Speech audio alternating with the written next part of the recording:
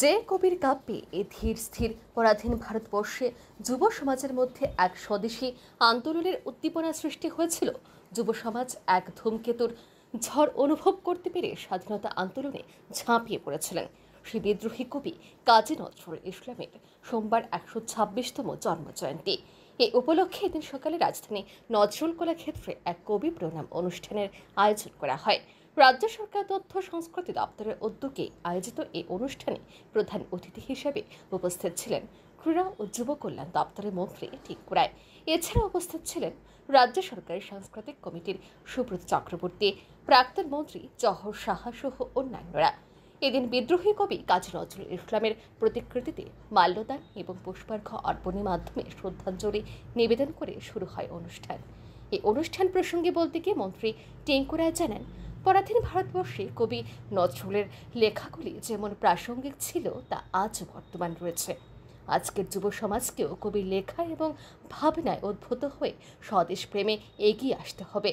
মন্ত্রী আরও জানান, রাজ্য সরকার রাজ্যের হারিয়ে যাওয়া সংস্কৃতিগুলোকে পুনরুদ্ধারের প্রয়াস জারি রেখেছে। বিগত সরকারের আমলে এই প্রয়াস পরিলক্ষিত হয়নি।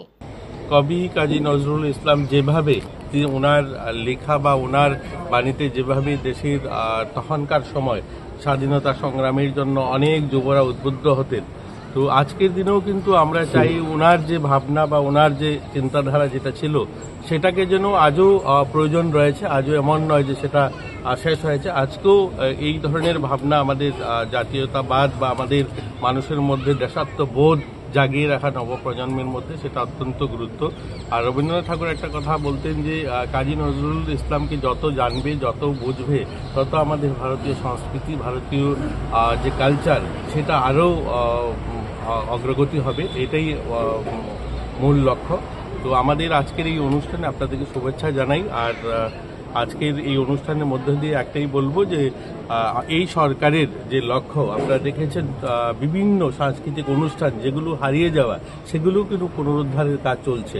আজ আমাদের এই রাজ্যে ধামাইল উৎসব, নাটক উৎসব, যাত্রা উৎসব, কিন্তু অনেকগুলো সংস্কৃতি যেগুলো প্রায় লুপ্তপ্রায়, যেগুলোকে নিয়ে বিগত সরকার কোনোদিন ভাবেনি, এগুলো কিন্তু বর্তমান সরকার সেগুলোকে নিয়েও কাজ করছে।